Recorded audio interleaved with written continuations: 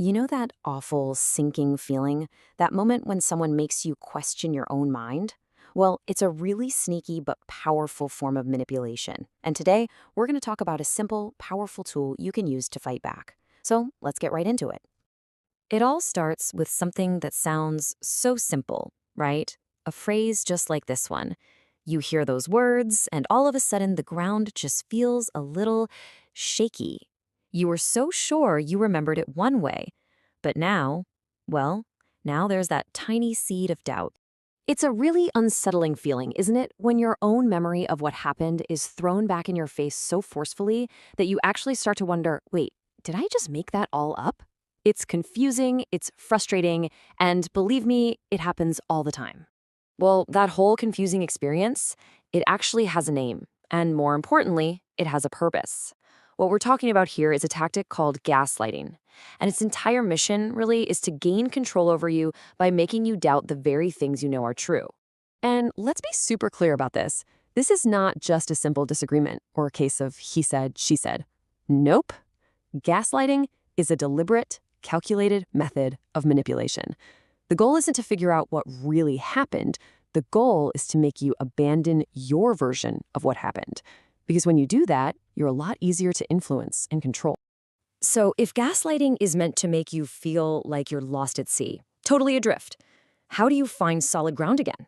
Well, there's a powerful countermeasure you can use, and it's basically like dropping an anchor for your reality. Let's take a look at how to build up that defense. And here it is. It's called reality anchoring. You can think of it as the perfect antidote to gaslighting. Now, this isn't about just ignoring what other people say.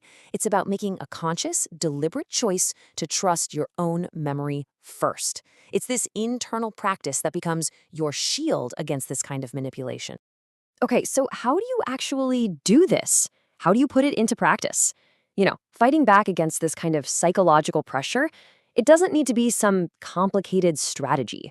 It actually just comes down to a really clear two-step action plan. This is the heart of the whole technique, and it's basically a simple but really effective 1-2 punch. First, you make a private, internal promise to believe your own memory. And second, you show that commitment on the outside. So let's break down what these two steps actually look like. So, step 1. This happens entirely inside your own head. Before you even say a word back, you have to make a conscious choice to believe yourself. You just acknowledge that your memory is valid. Remind yourself what you saw, what you heard, what you felt. This right here, this is your anchor, and you drop it right then and there. All right, once that anchor is set, you stand firm. Now, this is not about getting into a big argument. It's not about yelling. It's not about trying to prove you're right.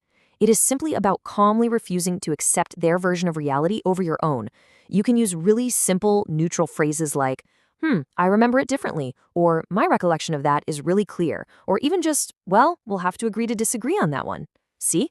The key is you are not getting pulled into their debate. You're just holding your ground. And that's exactly why this technique is so, so important.